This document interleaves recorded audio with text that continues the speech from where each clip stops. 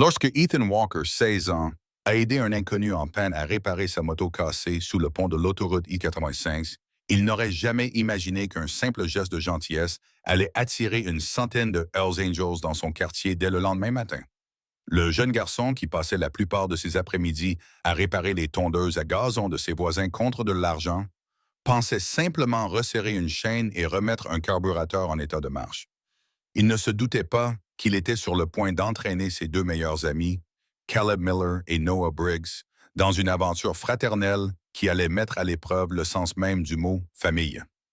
Que se passe-t-il lorsque le club de motards le plus redouté d'Amérique décide de rembourser une dette d'honneur à trois garçons d'un quartier oublié de la carte de la ville? Avant de continuer, prenez un moment pour vous abonner. Pas pour les chiffres, mais parce que des histoires comme celle-ci rappellent au monde que la bonté existe encore. Et dites-nous d'où vous nous regardez. C'est toujours incroyable de voir jusqu'où la gentillesse peut voyager. Le néon clignotant du magasin d'alcool bourdonnait comme un moustique dans l'humidité de juin, répandant une lumière verte maladive sur Baker Avenue, où des flaques d'huile reflétaient les nuages qui dérivaient au-dessus de l'horizon aplati de Jacksonville. La circulation soupirait et grognait sur le viaduc, les camions à benne laissant derrière eux un bruit semblable à une toux graveleuse. Quelque part à proximité, une radio se disputait avec un scanner de police. Ailleurs, un vieux chien refusait d'arrêter d'aboyer après des fantômes. Ethan appuya son épaule contre le mur en parpaing du magasin de M. Lee. Ses paumes étaient noircies par le travail de la journée, ses ongles tatoués par la graisse que le savon ne parvenait jamais à effacer complètement. La chemise de travail qu'il portait avait appartenu à son père. On pouvait lire Carter brodé en cursive au-dessus de la poche. Le tissu était usé sur la poitrine, là où se trouvait autrefois la ceinture de sécurité de son père. Elle portait encore un soupçon d'odeur de pain et de diesel, un souvenir qu'Ethan gardait précieusement, comme certaines personnes gardent des photos. De l'autre côté du parking, Caleb s'entraînait à faire des croisements paresseux avec un ballon de basket éraflé, comptant à voix basse comme un batteur qui marque le tempo. Noah était accroupi près du téléphone public, qui ne fonctionnait plus depuis des années, dessinant des motos dans un cahier dont la couverture était plus recouverte de ruban adhésif que de carton. Le coach a dit qu'on ferait des suicides demain, dit Caleb sans lever les yeux. Mes jambes ne lui pardonneront jamais. Le coach parle plus que son ne court, marmonna Noah en ombrageant un pot d'échappement jusqu'à ce qu'il brille sur le papier. À quelle heure ta mère finit-elle de travailler, Ethan? À minuit, répondit Ethan. Elle fait 2 services. Elle m'enverra un SMS quand elle rentrera à la maison. On l'accompagnera depuis l'arrêt de bus. Inutile de préciser, comme d'habitude. Certaines routines deviennent des prières à force d'être répétées. C'est alors qu'ils l'entendirent. Le grondement sourd d'un V-twin boiteux, toussant et crachant comme un fumeur qui essaye de monter des escaliers. Les phares éclairèrent une partie de leur univers, et une Harley noire roula dans le parking, vacillant comme un boxeur qui aurait oublié où se trouvaient des cordes. La moto toussa une fois, 2 fois, puis rendit l'âme dans un soupir qui semblait presque humain.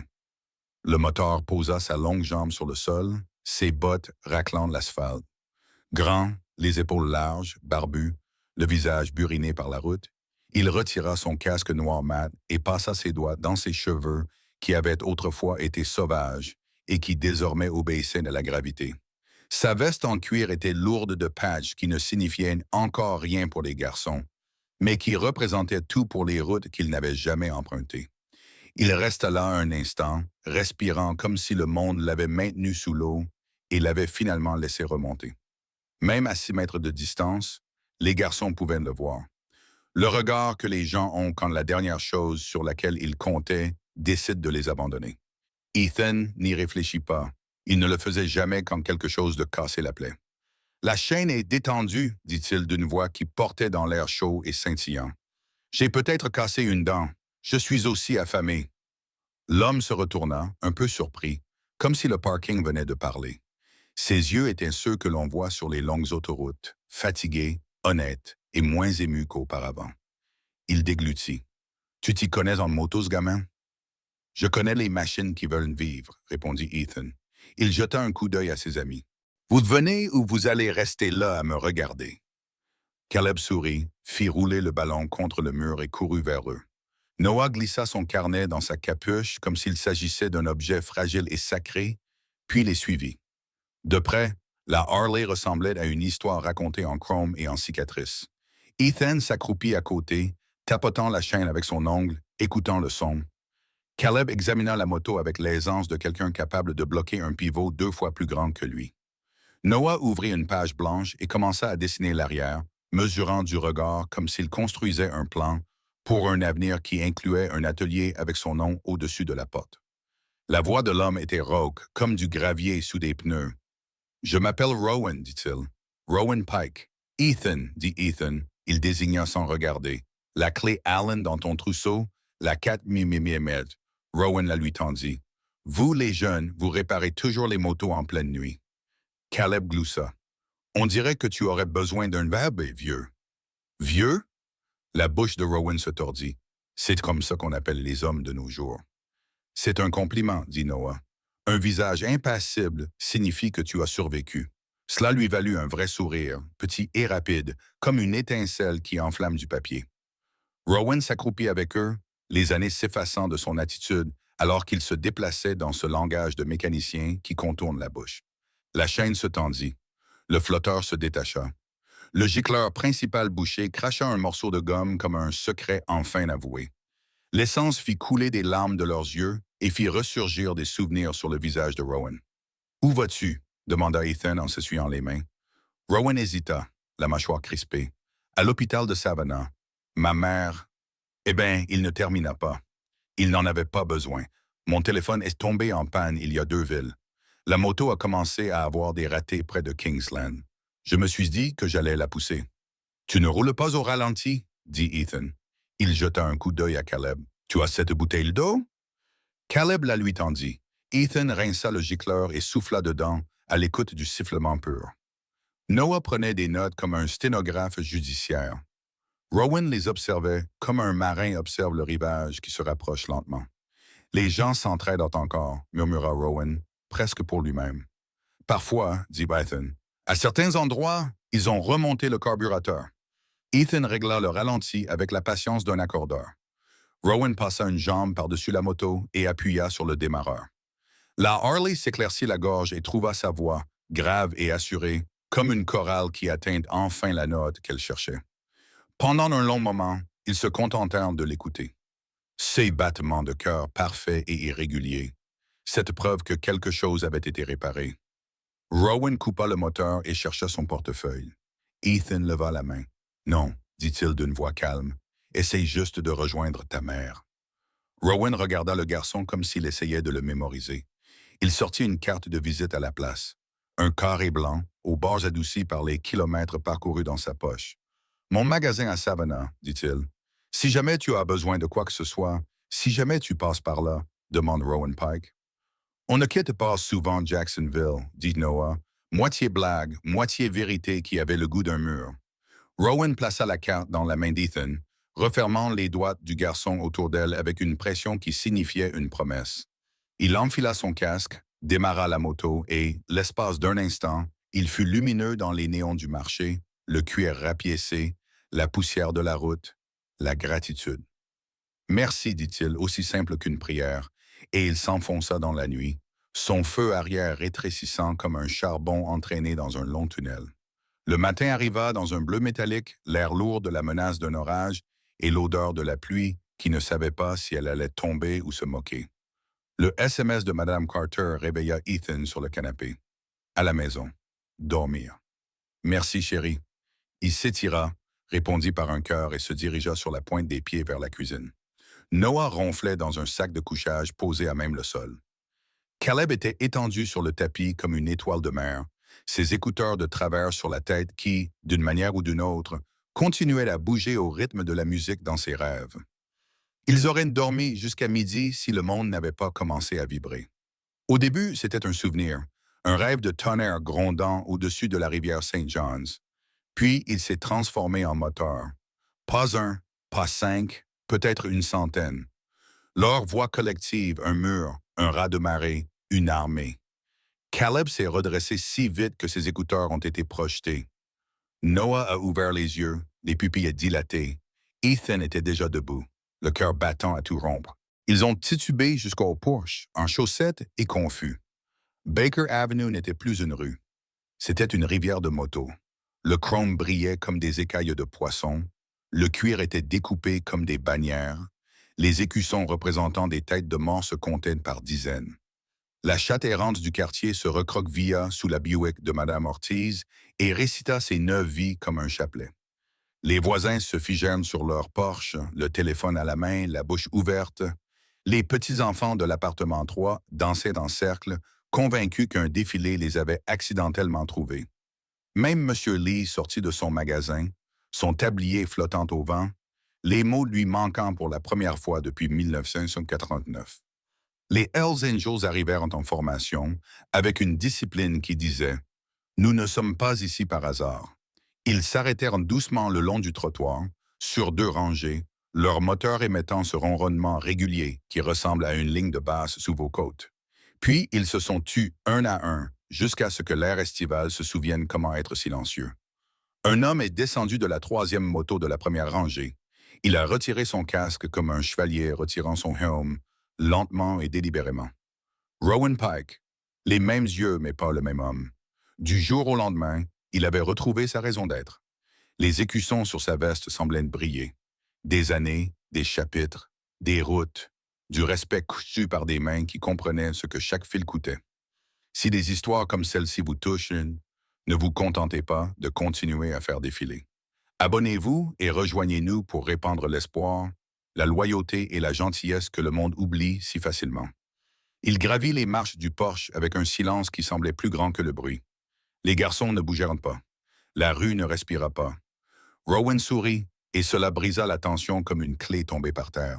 « Bonjour, Ethan, dit-il, puis il regarda les 2 autres. « Vous, Caleb et Noah. » Ils acquiescèrent à l'unisson.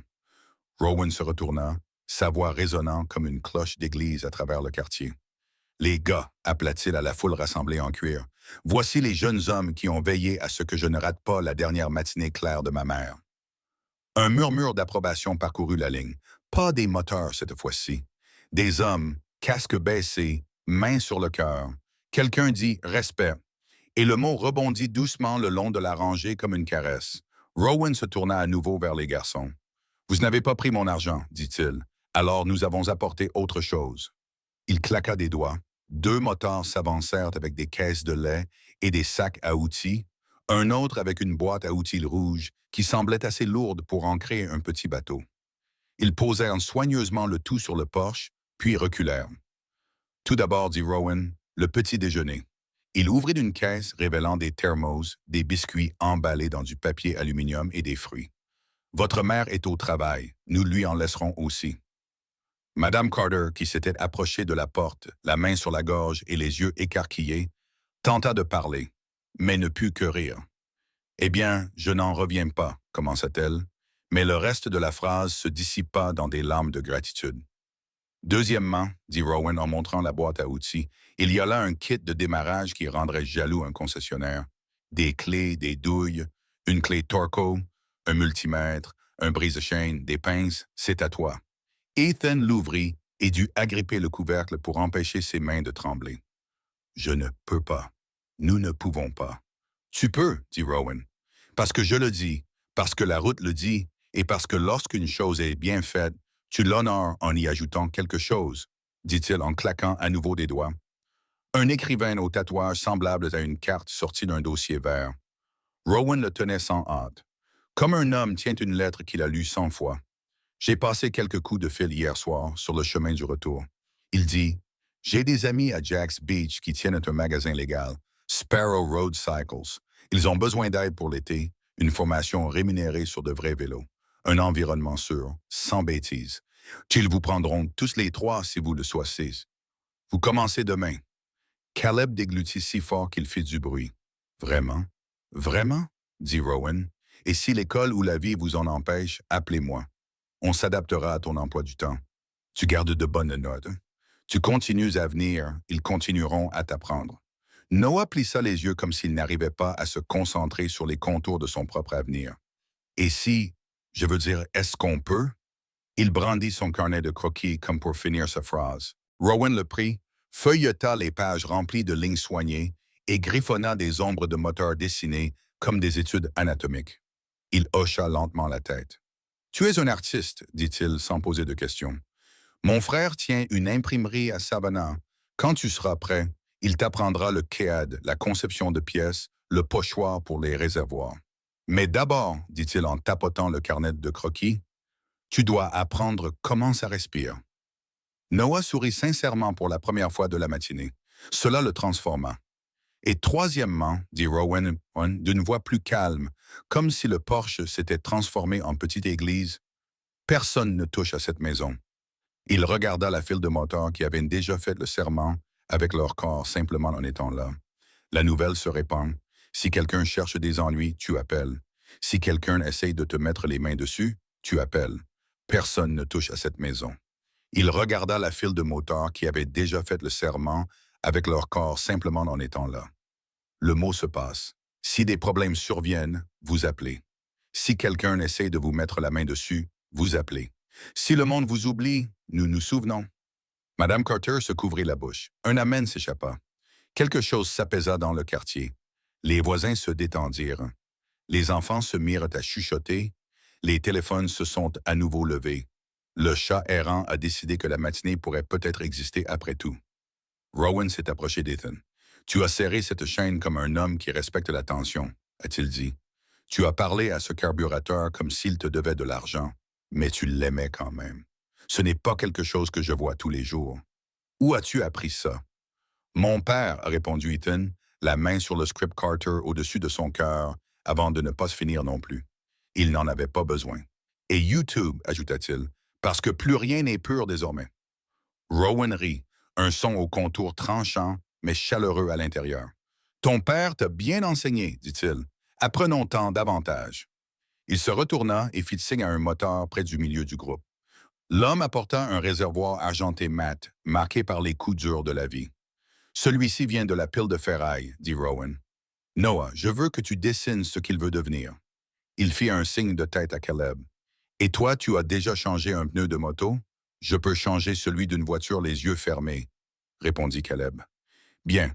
Aujourd'hui, tu vas apprendre la patience qu'il faut quand la jante te répond. » Ils s'installèrent là sous le porche, dans la cour et sur le trottoir fissuré.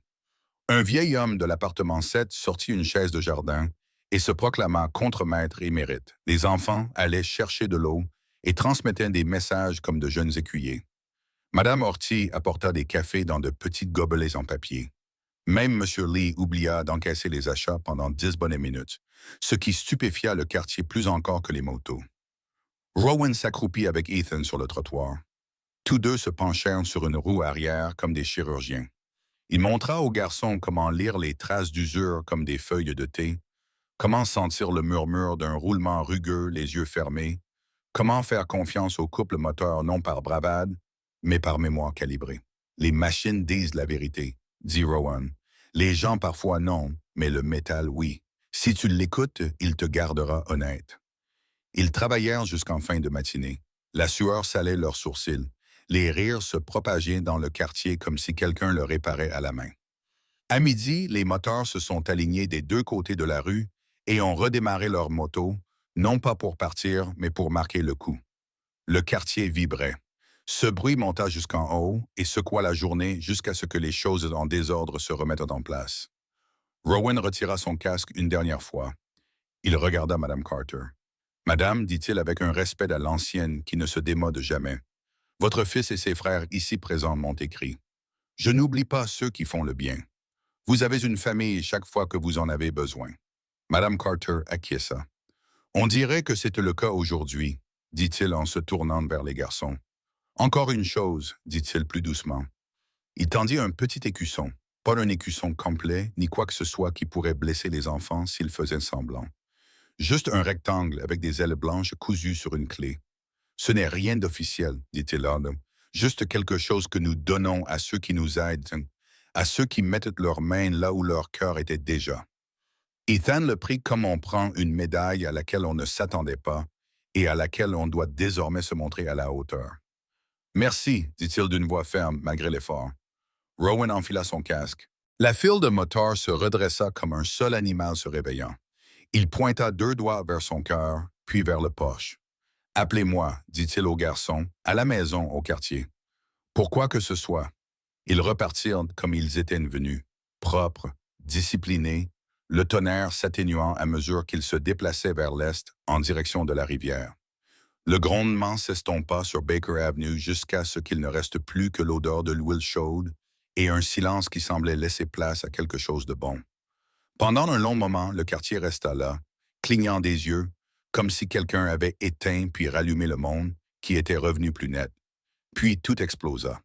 Les voisins se mirent à parler tous en même temps, les enfants coururent après les nuages de poussière soulevés par le vent des motos.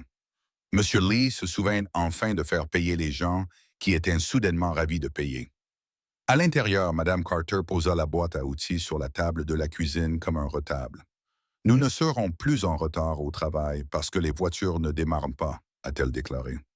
Caleb a envoyé à sa petite sœur une photo de ses mains, noires de graisse, et elle a répondu avec 14 emojis représentant des têtes qui explosent. Noah a dessiné le vélo de Rowan de mémoire, et cette fois, les poudres d'échappement semblaient en dire la vérité. Ethan s'est glissé sur le poche, s'est assis sur la marche du haut et a fixé du regard le dossier vert que Rowan avait laissé. À l'intérieur se trouvaient 3 formulaires d'embauche chez Sparrow Road Cycles, du papier à en-tête, des horaires de travail, un itinéraire de bus surligné jusqu'à l'atelier et un post-it écrit d'une écriture assurée et en lettres majuscules. « Apportez ça. Venez. On s'occupe du reste. » Il appuya son pouce sur le nom de son père brodé sur sa chemise et se laissa respirer profondément et lentement, comme s'il venait de remonter à la surface après une longue plongée. Il pouvait entendre la voix de son père, telle que la mémoire la déguise en son. « Je suis fier de toi, petit bonhomme. Serre jusqu'à ce que ce soit bien, pas jusqu'à ce que ça casse. » Le soir teintait la lumière d'or. Les garçons accompagnèrent Mme Carter à l'arrêt de bus avec le thermos laissé par Rowan et 2 biscuits emballés dans du papier aluminium chacun. Sur le chemin du retour, ils s'arrêtèrent devant le duplex abandonné où les enfants se cachaient parfois pour échapper à la chaleur et, avec leurs nouveaux outils, ils resserrèrent la charnière lâche de la porte moustiquaire, parce que pourquoi ne l'auraient-ils pas fait? À 10 heures, leurs téléphones ont vibré tous en même temps. Une photo provenant d'un numéro inconnu. Rowan tenant la main de sa mère, son sourire fin mais radieux, des tubes s'enroulant comme des cordes pâles, la lumière du soleil grimpant sur le mur derrière eux. Ça a marché. Le texte disait « Tu m'as aidé à obtenir ça, R. » Noah a fait une capture d'écran et l'a mise en fond d'écran. Caleb a répondu par un pouce levé et un biceps contracté.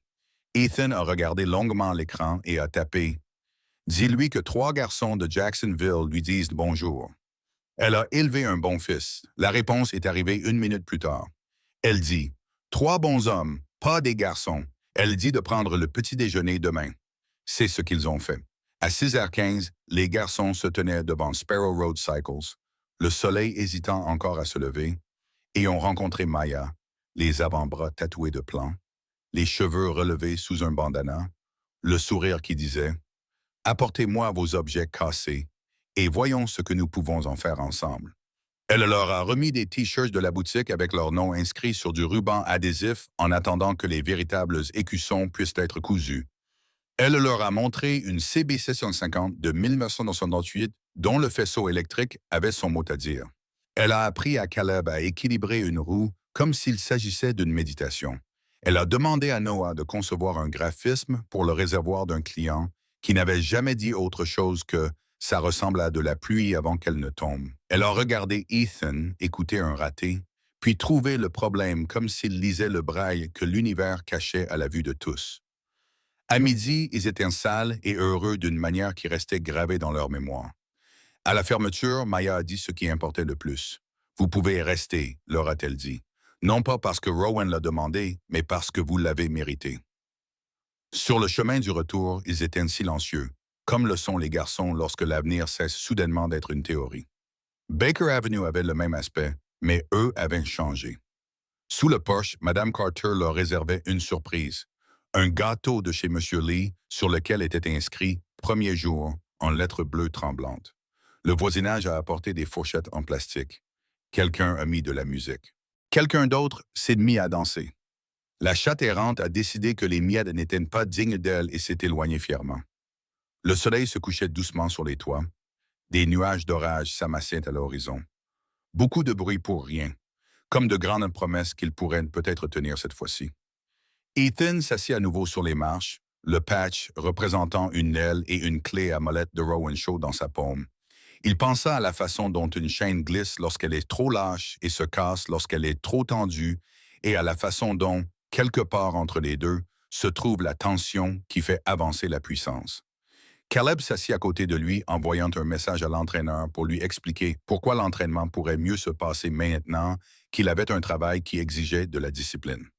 Noah s'assit de l'autre côté, dessinant l'aspect de la rue après coup, l'air un peu plus clair, les lignes des maisons un peu plus nettes, l'horizon pas si loin. Quelle journée de folie, dit Caleb. Non, répondit Noah, son crayon murmurant. Une journée normale, édition future. Ethan rit doucement, surpris, et le son lui sembla juste dans sa bouche. Il glissa le patch dans la poche de sa chemise, par-dessus le script de Carter. Deux noms côte à côte, comme s'ils comprenaient quelque chose autant. Au bout de la rue, une moto passa lentement, respectueusement. Le motard leva deux doigts en guise de salut. Les garçons savaient désormais comment rendre l'appareil. Ce n'était ni une menace, ni un avertissement, juste un rappel. Les gens imaginent que les miracles tombent du ciel. Parfois, ils arrivent sur deux roues, sentant l'essence et la pluie, transportant une boîte à outils, une offre d'emploi et une phrase qui change tout. Tu as bien fait cette nuit-là. Alors que le quartier s'endormait, les garçons sont restés éveillés juste assez longtemps pour chuchoter leurs projets dans l'obscurité. Des cours du soir, des économies, un jour un magasin où les enfants aux ongles sales pourraient apprendre le nom des pièces et aussi le nom des parties de leur corps qui ne se cassent pas facilement. Sur sa table de chevet, Ethan posa la carte de Rowan à côté de la vieille douille de son père qu'il portait autour du cou lorsqu'il avait besoin de courage. Il retourna la carte et lut au dos, écrit de la même écriture carrée, « Serre jusqu'à ce que ce soit juste ». Il sourit et finit par s'endormir. Aucun ange ailé n'avait visité Baker Avenue. Ceux qui étaient venus portaient du cuir et de la poussière de route, et lorsqu'ils étaient repartis, ils n'avaient emporté avec eux que le droit de dire « Nous étions là ». Et le lendemain matin, lorsque les garçons ouvrirent la porte du magasin, la clochette tinta pour leur souhaiter la bienvenue. Le monde semblait avoir retrouvé son équilibre. Pas encore réparé, mais prêt, car trois garçons avaient mis leurs mains là où leur cœur était déjà, et la route leur avait répondu. Si cette histoire vous a touché, abonnez-vous. Pas par habitude, mais parce que vous croyez que des histoires comme celle-ci méritent d'être racontées. Chaque nouvel abonné aide ces messages à atteindre une personne de plus qui a besoin d'espoir.